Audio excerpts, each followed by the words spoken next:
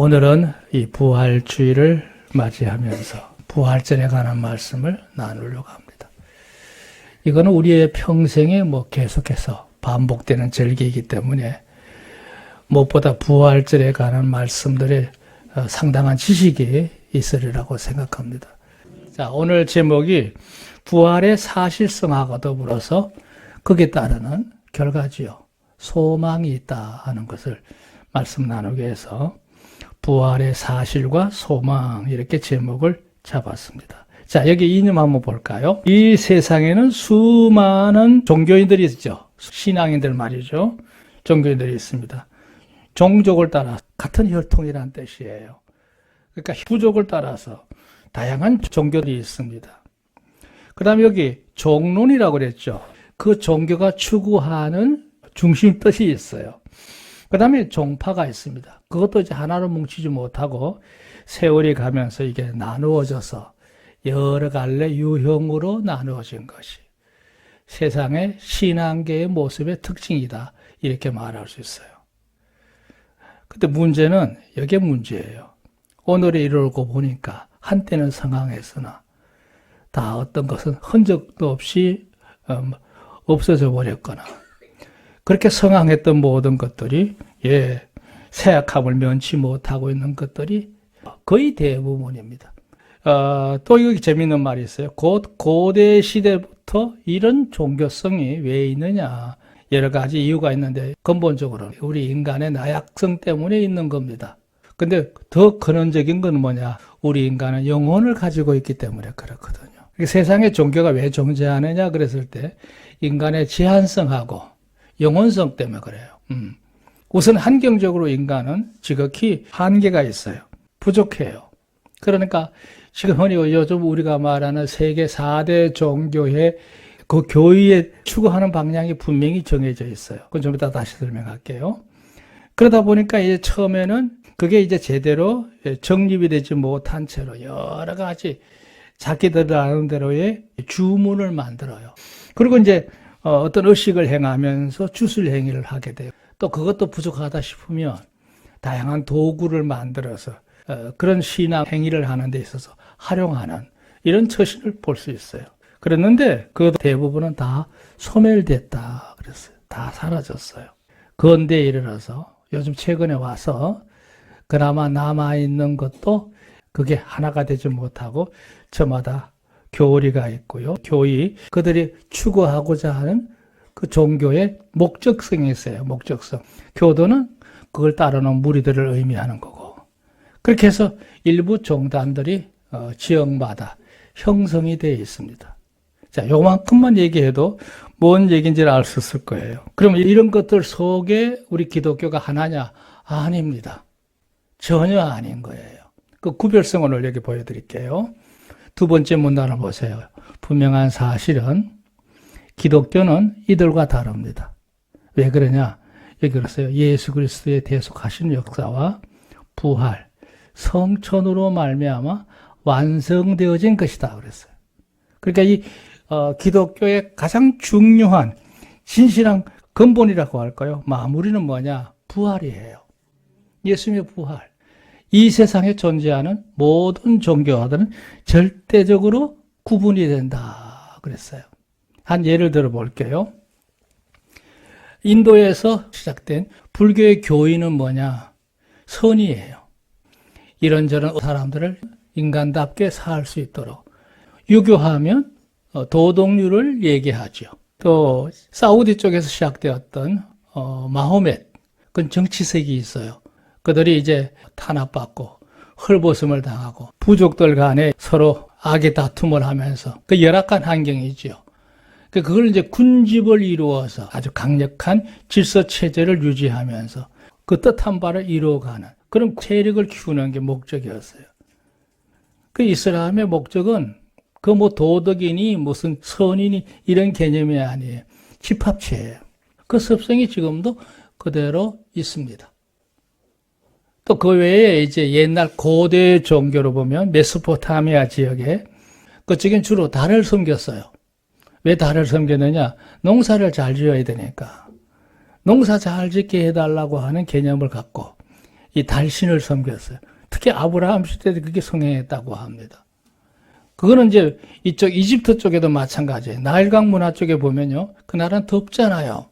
사는 환경이 열악해요.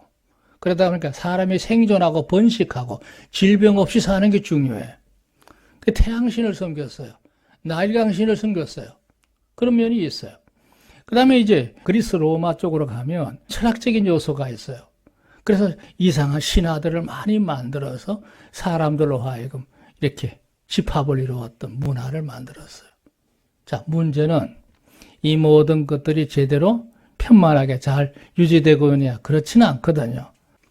다 제한적인 요소를 갖고 있는 거죠. 갖고 있어요. 예. 그 가운데서 기독교는 뭐냐? 그거와는 전혀 상관없어요. 인간의 근본적인 영혼의 구원의 문제에 근본적인 목적을 두고 있는 거예요. 그러니까 완전히 그 방향 자체가 현실을 뛰어넘어서 영혼을 이어지는 구원의 연결성을 갖고 있는 게 기독교의 중요한 요소지요. 그러니까 기독교와 일반 종교의 구분점은 분명히 뭘로 구분하느냐? 부활로 구분한다는 뜻이에요. 이는 하나님께서 의지 세계와 시공 세계와 무공 세계로 이어지는 과정에서 예수님의 부활은 굉장히 중요한 거예요. 필연적인 거예요. 여기 예정이라는 말은 하나님의 계획 속에 그 모든 것이 예언되었고 또 여러 가지 예표라고도 하고 예시라고도 하는데요. 예시된 가운데 구원의 길을 끊임없이 사람들에게 제시하기 위해서 펼쳐져 왔던 것이 하나님을 섬기는 신앙의 흐름이에요. 그게 오늘까지 온 지구상에 어느 종족이나 지역에 상관없이 과거로부터 현대에 이르기까지 사상과 이념을 다 초월해서 존재하고 있는 게 바로 기독교다. 이렇게 말할 수 있습니다. 자, 오늘 여기 본론 설명 한번 볼게요. 누가복음서의 마지막 장. 지난주에는 23장을 봤죠. 예수님 고난에 관한 거. 오늘은 예수님의 부활에 관한 장이 24장에 기록되어 있어요. 여기 보면요. 중요한 요소가 있어요. 이게 뭐냐? 이 부활하신 예수님을 만났던 사람들의 중요한 만남들에 대해서 여러 체험들이 있어요. 그러니까 이건 무슨 얘기냐? 예수님의 부활은 사실이었다. 이게 누가복음 24장의 총결론이에요. 따라합시다. 예수님은 부활하셨다. 그게 이 누가복음 24장의 결론입니다. 그래서 여러 유형, 이렇게 막달라 마리아를 이시한 세 명의 여인으로부터 시작해서 쭉 이어지면서 예수님의 부활의 사실성을 증가하고 있습니다. 자, 문제는 이거예요. 이들은 예수님이 처음 십자가에 달리셔 죽으셔서 무덤에 안장되고 이제 6월절이 지나가고 있는 이 와중에 큰 낙담 가운데 빠져 있었고 또 무엇보다도 앞으로 이게 그냥 조용하게 지나가지는 않을 것 같은데 이 6월절이 지나가고 난 다음에 우리의 처지가 어떻게 될까? 이런저런 염려, 불안 이런 것들이 이제 그들을 이렇게 엄습하고 있었던 이런 때예요. 그런데 안식일이 지나가고 있고 그 이튿날이지 오늘이죠. 오늘 이 어둠이 그치기도 전에 이런 새벽에 이상한 소리가 들려온 겁니다. 벌써 그 시간에 무덤을 찾아갔던 세 명의 여인들이 돌아와서 예수님 무덤이 비었다는 거예요. 그러더니 조금 있으니까 막달라 마리아가 또 무덤에 달려가더니 돌아와서 부활하신 예수님을 만났다는 겁니다. 이래가지고 이날 아침은 엄청난 소용돌이 속에 휘말리게 됩니다. 그러니까 부활의 첫 증인이 막달라 마리아였던 것이죠. 그러니까 어떤 사람은 예수님 부활에 대해서 이미 믿음을 가진 자도 있고 어떤 이들은 아직도 마음에 갈피를 못 잡고 이거 어떻게 해야 되나 우왕좌왕하는 사람도 있고 또 어떤 사람은 오늘 보면 이제 아까 읽었던 내용 중에 하나입니다. 13절 이하에 보면요. 이미 이때 아주 재빠른 사람들이죠. 그 사람들은 이미 예루살렘을 벗어나서 다른 곳으로 아마 제가 볼 때는 피신하고 있었던 듯해요. 피신하고 있었던 듯해요. 두 사람이 갔는데 그들을 이름하여 제자라고 그래요. 그러니까 12명의 제자는 아니고 평상시 예수님이 사역을 하실 때 열성적으로 예수님을 뒤따랐던 그 많은 무리들 중에 한 사람이라는 얘기죠. 그 중에 하나가 걸로바라는 사람이었는데 또 하나는 누군지 여기 소개하지 않았습니다. 아마 12명의 제자 중에 한 사람도 껴있을지도 모르겠는데 그 익명이에요. 어쨌든 이 두 사람은 예루살렘을 이미 벗어나서 엠마오로 가고 있었습니다. 엠마오는요, 예루살렘 서쪽이라고 해야 되겠죠. 저쪽 부엘세바 평원 쪽으로 내려가는 언덕바지 저 밑에 이제 있는 동네인데요. 제가 그 현장을 가봤는데요. 어떤 문헌을 보면 뭐 12km다, 8km다 뭐 이렇게 나오는데요. 그 정도 거리에 있는 곳이라고 할 수 있어요. 그것에 옛날 초대교회가 세워진 교회 자리가 있는 걸 봤습니다. 그러니까 예루살렘에 있다가는 아무래도 이 소용돌이 속에 나도 휘말릴 수 있겠다. 빨리 벗어나자. 아마 그들의 고향인지도 모르지만 걸로 가고 있었던 것이죠. 가면서 이 두 사람은 온갖 근심에 다 쌓여 있는 거예요. 서로 주고받으면서 도대체 이게 무슨 말이냐. 분명히 십자가에 못 박혀 죽지 않았느냐. 아리마다 요셉과 니고데모가 그들이 향품과 세마포를 갖고 와서 예수님을 이미 시신을 예물해서 안장까지 했는데 이게 무슨 말이냐 말이지. 그 단세에 벌써 누가 예수님이 시신을 옮겨다 놨나? 뭐 이러면서 이제 깊은 고뇌 가운데 빠지면서 여기 보면 17절에 그랬죠. 두 사람이 슬픈 빛을 띠고 갔다 그랬어요. 그러니까 침울하죠. 확신도 없고 결론도 없어. 이거는 그런 가운데 내려가는 겁니다. 문제는 이러고 있을 때 누군가 한 사람이 옆에 다가오고 있었어요. 자연스럽게 길 가는 사람인 것처럼 다가온 거겠죠. 그 두 사람은 얼마나 심각한 번뇌라고 할까요? 슬픔이라고 할까요? 낙심이라고 할까요? 이게 이제 휩싸이게 되니까 옆에 누가 다가오는 줄도 몰라. 그 아예 다른 사람에 대해서는 관심을 가지지 못할 만큼 그렇게 되어 있는 거예요. 여기 17번 분명히 서서 두 사람이 다가오는 이 사람을 보고 얼굴을 쳐다봤는데도 불구하고 누군지 모를 만큼 정신이 혼미했다고 할까요? 마음이 지금 슬픔으로 가득 차 있는 거예요. 그러니까 이제 두 사람이 아니 그걸 모릅니까? 예루살렘에서 같이 내려오시는 분이니 그곳에 일어난 일을 알지 못하지 않습니까?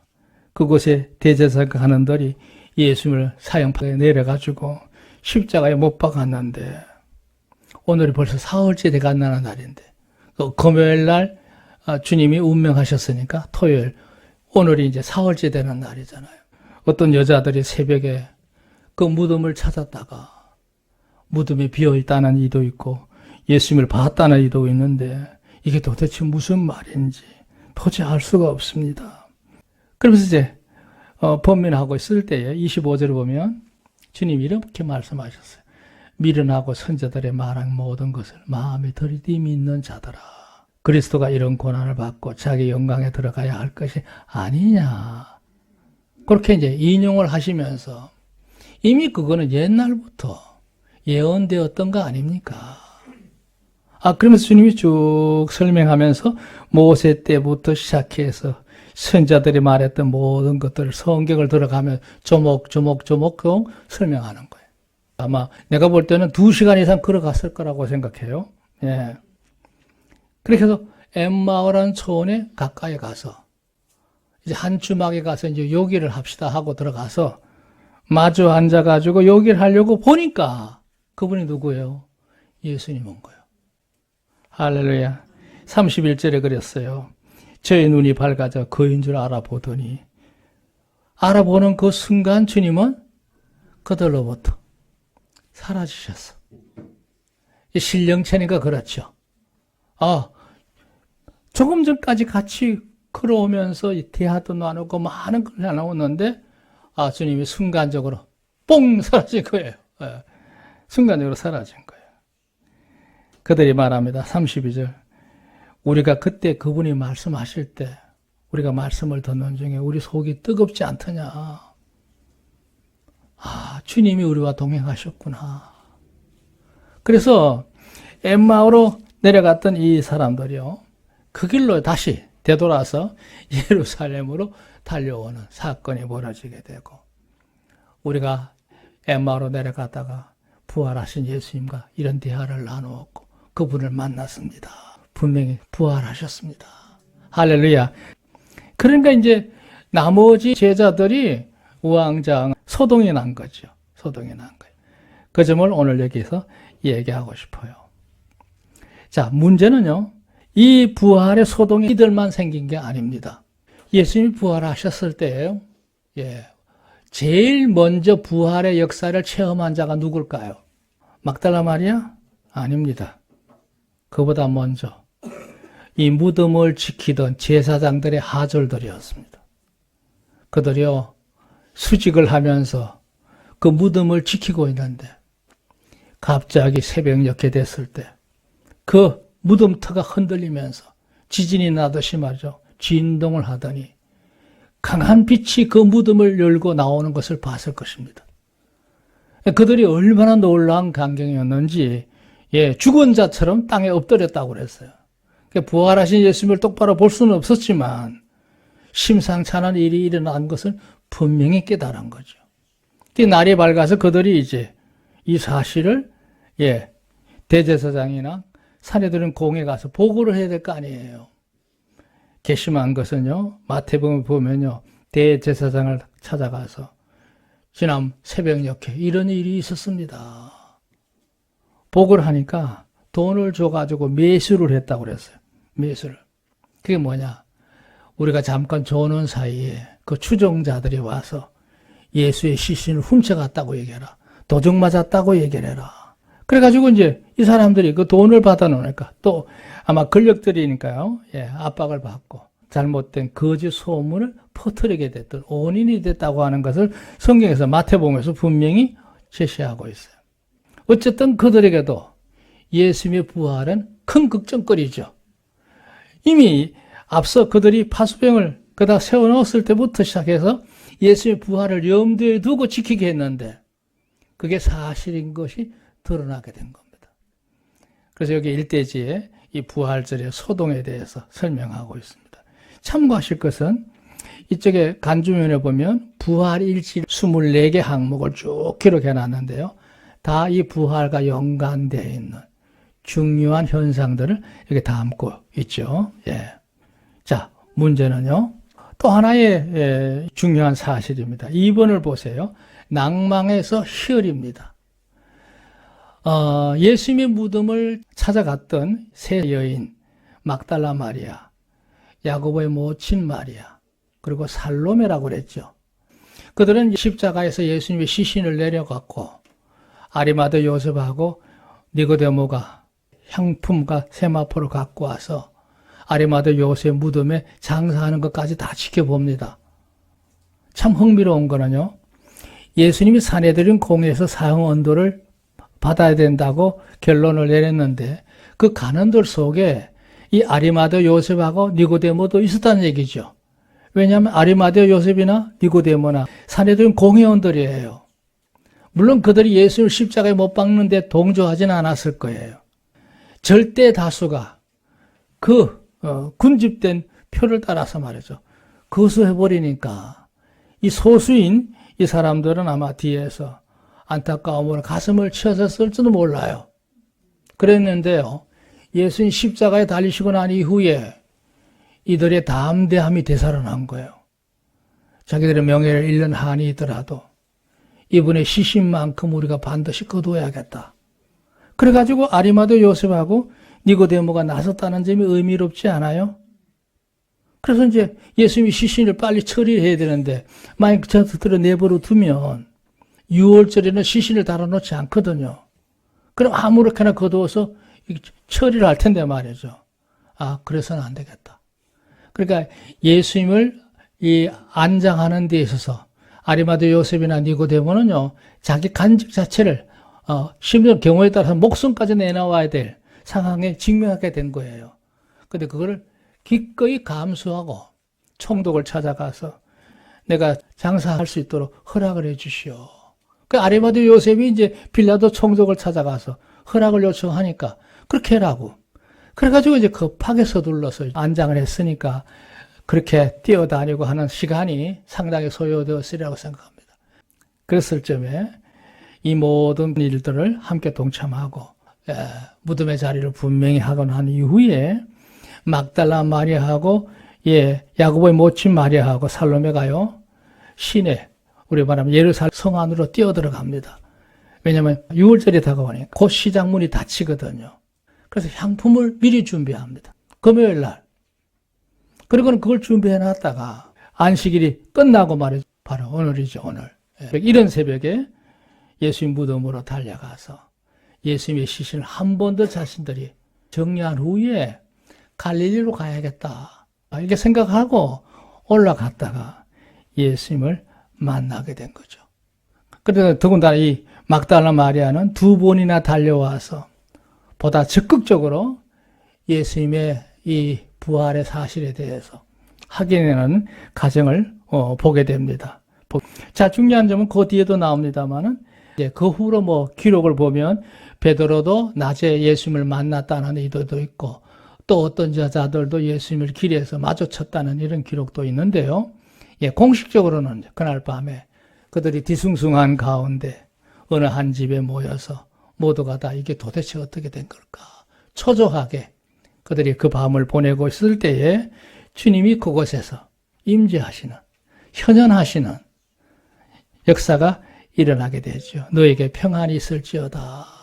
그러시면서 십자가 달리셨던 양손과 두 발목을 보여주시면서 부활하신 사실을 증거하고 위로하는 일이 일어나죠. 그게 이제 오늘 여기 본문에도 언급되고 있습니다.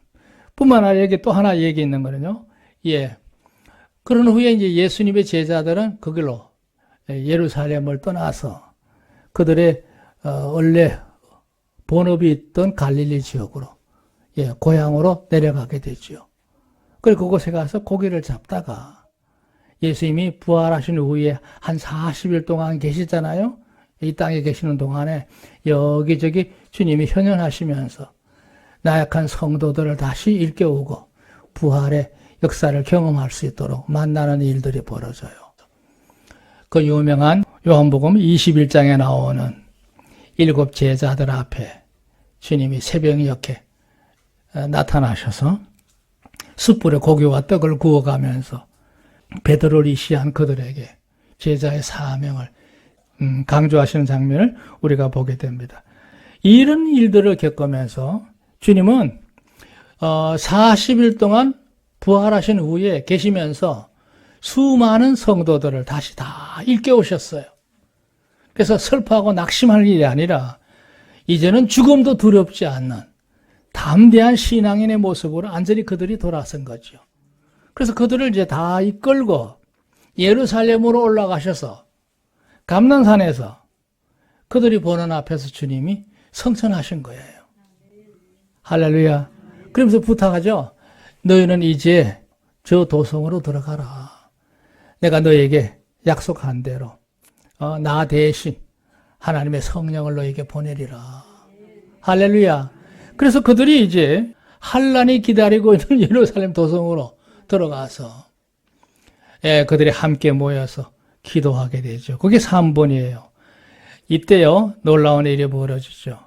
마가 다락방이라고 얘기합니다만 마지막 예수님이 만찬하셨던 성찬을 행하셨던 그곳이죠.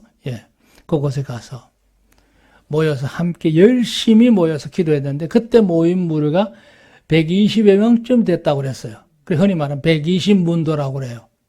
그들이 한 마음으로 한 곳에서 모여서 열흘 동안 간절히 기도하는데 10일째 되는 날, 그러니까 6월절이 지나고 난 오순절이죠.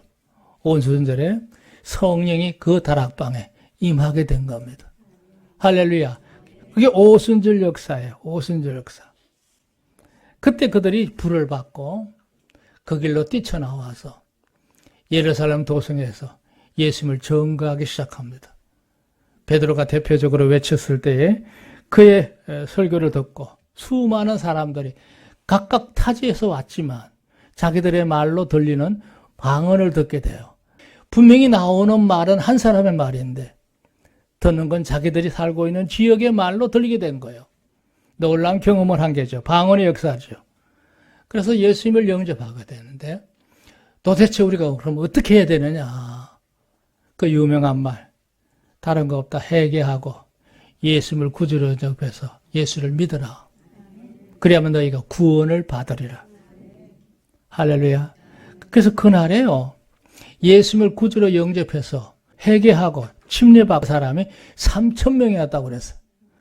또 그 이튿날 이러면서 어떤 이들은 말합니다. 아마 이 기간 동안에 복음을 듣고 영접한 예루살렘의 도성의 주민은 최소한 5만 명 이상이 되었을 거다. 이렇게 말하기도 해요. 예루살렘이 다 뒤집어진 것이죠. 그렇게 해서 최초의 생성된 교회가 예루살렘 교회입니다. 그래서 교회의 시작은 바로 예수의 부활 때문에 이루어진 거예요. 이쪽에 주보에도 간주해 보면 부활의 증거들 여기 10가지를 제시해 놨는데요.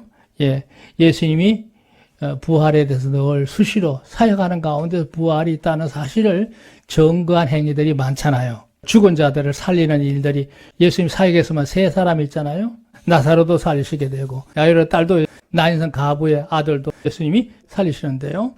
주님이 직접 부활하신 거예요. 그런데 과연 주님이 부활하신 것을 모든 사람들이 확인을 했잖아요. 체험을 했습니다. 또 뿐만 아니라 아까 얘기했죠. 수의들도 나중에 고백하게 되고 40일 동안 주님이 계시는 동안에 숱한 무탄 사람들이 예수님의 부활을 몸소 겪게 되고 무엇보다 중요한 점은 예수님의 제자들이 안전히 변화가 돼서 그때부터 주님의 앞에서 이탈하지 않고 순교할 때까지 복음을 전거했던 제자들의 변화도 있을 수 있고요. 뿐만 아니라 이게 아까 말한 대로 교회도 탄생하게 되고 오늘 우리가 주일 이 예배를 드리는 이유도 오늘을 뭐라고 하는 영어로는 The Lord's Day라고 그래요. 무슨 얘기냐면 주님의 날이다. 뭔 날?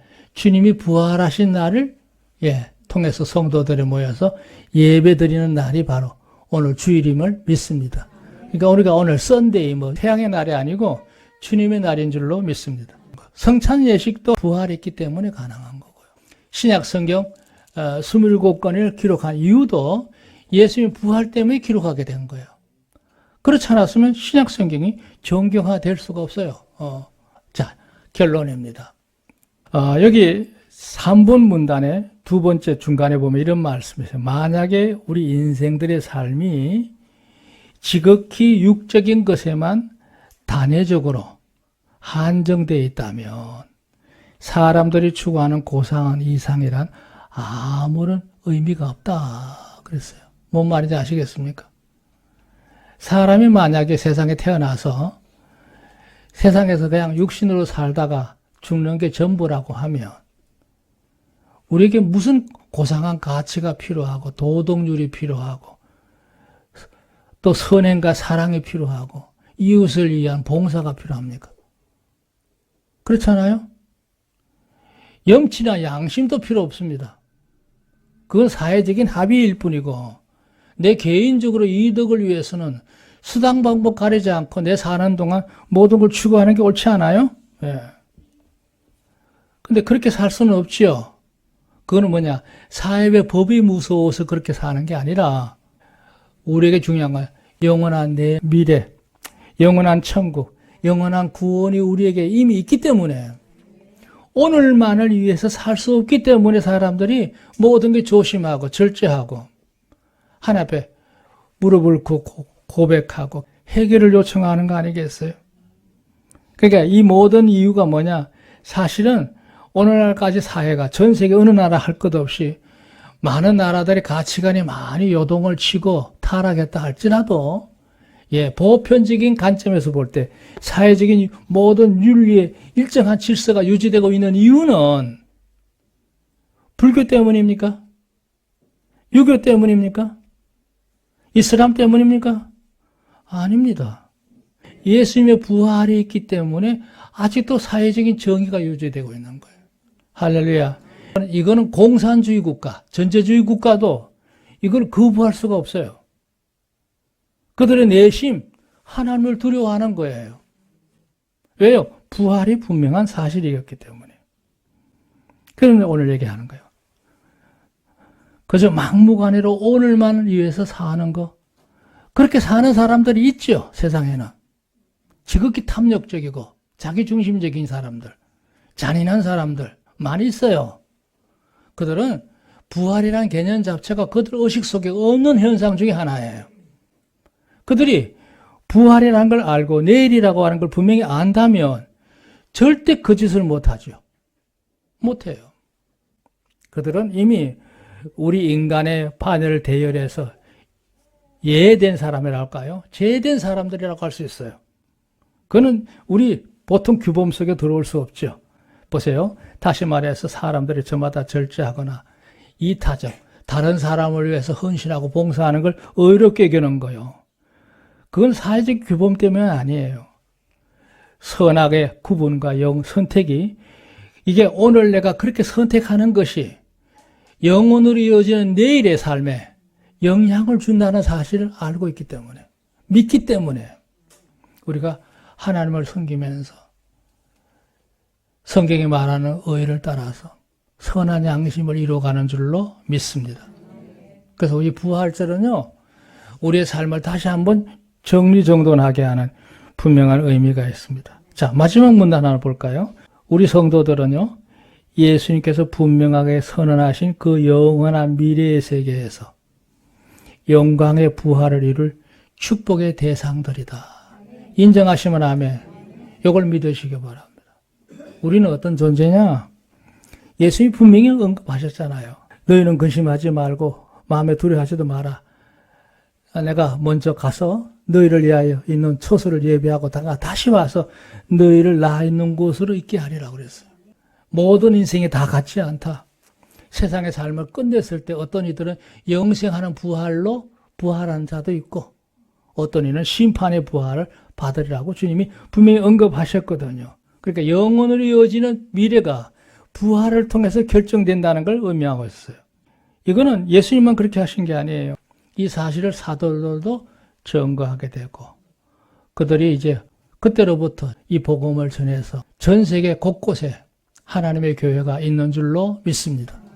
그게 만약에 부실한 것이라면, 긴가민가한 것이라면 이 성경이 지금까지 존재할 이유가 있습니까? 없어요. 오늘을 거쳐서 내일을 향해서 영원까지 이어져 갈 줄로 믿습니다.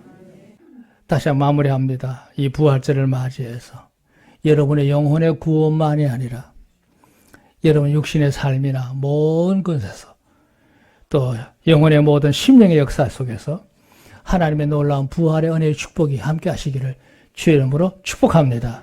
하나님께서 함께 하실 줄 믿습니다.